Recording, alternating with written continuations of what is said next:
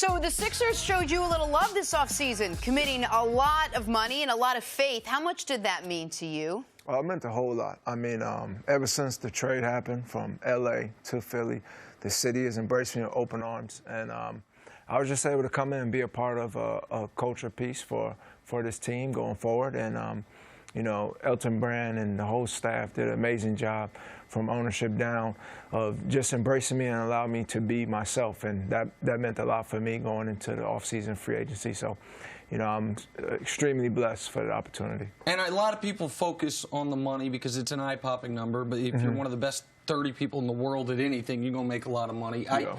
What I find so interesting about your contract and story is you turned down what would have been an enormous amount of money compared to what you'd earned in your career just a year ago, right? Yeah. You bet on yourself. They offered you in L.A. generational wealth, and you said, no, I'm going to bet on myself, and you more than doubled it. When they present you that offer, and it's bird in the hand of me, my family, taken care of forever, and you haven't yet gotten NBA rich, how do you turn it down, and what was going through your head when you did? Well, for me and my father, who is my agent, we discussed it pretty much. I mean, previously we signed a 4-year, 64 deal. So that's, you know, enough money to sustain your lifestyle there. And then just when we looked at the guys coming up in free agency, I looked at myself. I looked at the role and opportunity that I was going to have on the Clippers in the beginning of the year.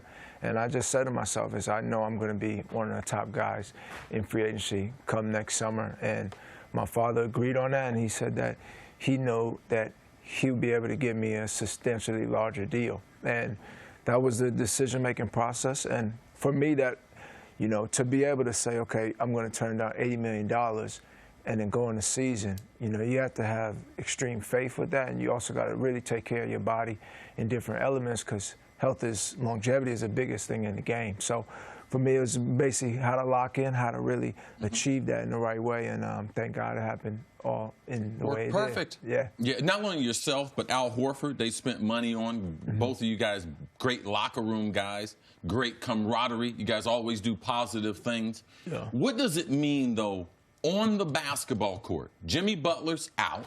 You as a scorer, you as one of the perimeter defenders, what does it mean for you on the court? Even though the money, the contract, because once you get on the court, no one's counting the money then. Yeah.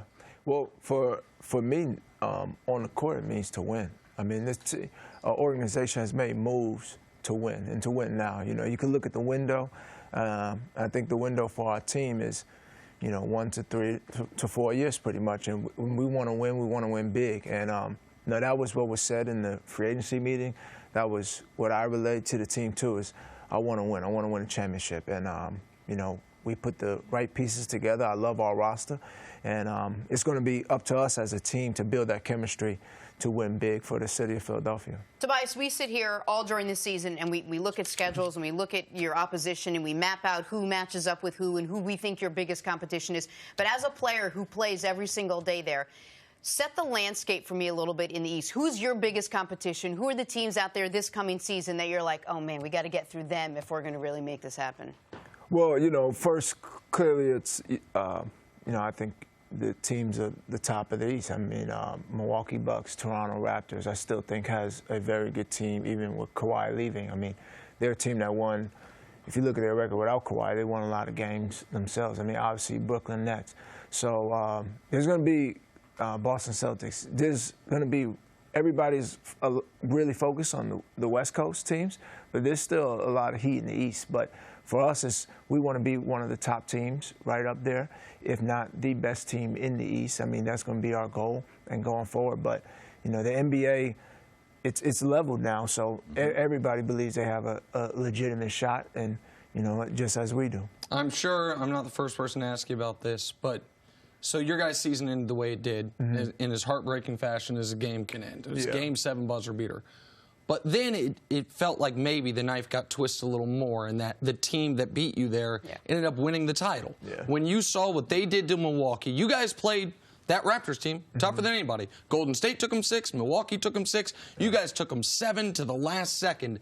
Has there been any feeling or discussion amongst you guys that as good as you can be this year, you guys were a championship team last year if maybe that rim's just a little bit softer and it bounces out and that game goes to overtime? Yeah, I mean, there's no moral victory, but at the end of the day, we know as a team what we presented last year in the playoffs. We knew, how close we were, and I think that's, we've had those conversations as a group, and I think that's just what's going to keep striving us going into this upcoming season. Like, look, we came this close. We know that our focus, our attention level has to be that much sharper. We know our chemistry has to be sharper, and so all those things will come in together and combine us to really improve and get back further than we were. I knew my teammates that were in sync with me. I knew we could have real conversations. And if you're having real conversations, you challenge each other. Philadelphia is as talented as anyone in the NBA, especially with your top 3 players, Joel Embiid, Ben Simmons. Where are they? Joel Embiid, will he ever get his weight under control? Will he get his eating under control? I got a buddy of mine, business partner, got a place in the same building as Joel Embiid. Joel Embiid will eat anything. All right? Anytime. Who's your buddy, man? I ain't going to tell you. No, I'm not going to tell you. He's a huge 76ers fan, longtime resident of Philadelphia, and Ben Simmons, because that will control you. You're pretty predictable. What you're going to do on the offensive end, what you're going to do on the defensive end, but the unpredictability of those 2 stars, where do you see their careers going? I just see their careers going up. I mean, you're talking about 2 guys who are continuing to develop and grow, and already at a young age are at the upper level of the NBA and the talent group. So in terms of Joel, I mean, he's having a productive summer. He's in the gym, getting better, getting healthy. Ben, I was just out in LA with him training. He's in the gym working. You're always on my man's jump shot, but I am, absolutely. Can we talk about that? We can, yeah. Why not? I mean, I was with him in the gym in LA. He's shooting it. He's confident with it. So for me, that's all I like to see from him. He's working. He's working his tail off every single day, getting better. So we have the right pieces and the right group with the right mindset, in my opinion, at this time that's coming back with that chip on the shoulder to really make something happen. We talked a lot about his seeming lack of confidence in taking that shot and wanting to take the shot during the game. You're out there on the court playing with him. I don't want to use the word frustrate, but is there a little question mark that comes up? Like, you're talented, you're one of the best in the league. Why not make more of an effort to try to take those shots? Well, I mean, at that time, like last year for him, he just wasn't confident in shooting it, but still super productive. Like, he's like a deer in the front court of just running and getting out in transition.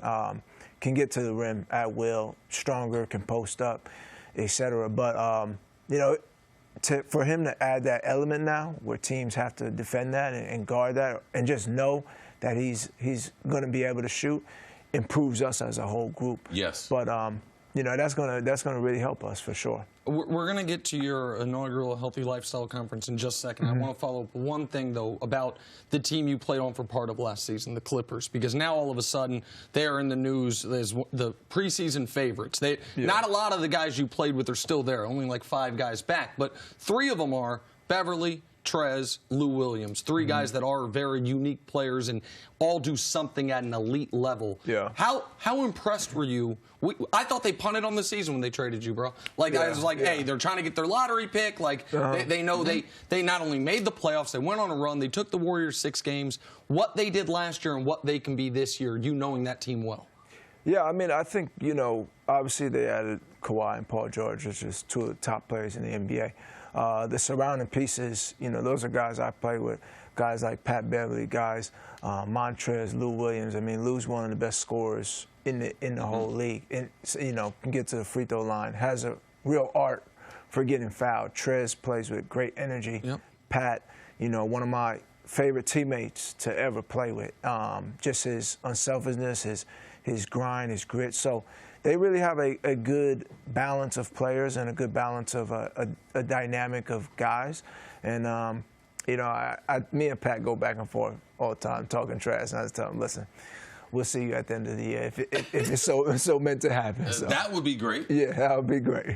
All right, Tobias, you're here in New York to launch an inaugural Healthy Lifestyle Conference. Tell us a little bit about what this is and who it affects. Yeah, so today, actually, at NASDAQ, I'm doing my first annual Healthy Lifestyle Conference. And it's just about things that embody me through my career, through my lifestyle of what has gotten me to this point. A lot of trial and error, just trying to be the best person, be the best healthy me every single day. When I first came in the league, had a lot of different injuries, was able to play, I'm pretty sure, like the last 3 seasons injury-free, played every single game. So a lot of things that go along into sleep, meditation, workouts and fitness, etc. So it's going to be a fun time, and for me, just another learning experience to gain a better edge as I continue to progress in my career. And are you a little leaner than at the end of the year? A little bit. Leaner. So this is summertime, so you get to work out a lot more and get yourself right. So I'm gearing myself up for a great season. That's awesome. Well, enjoy the offseason. Thank you. I appreciate Congrats, you. man. Thank you so much. Good luck next year. man.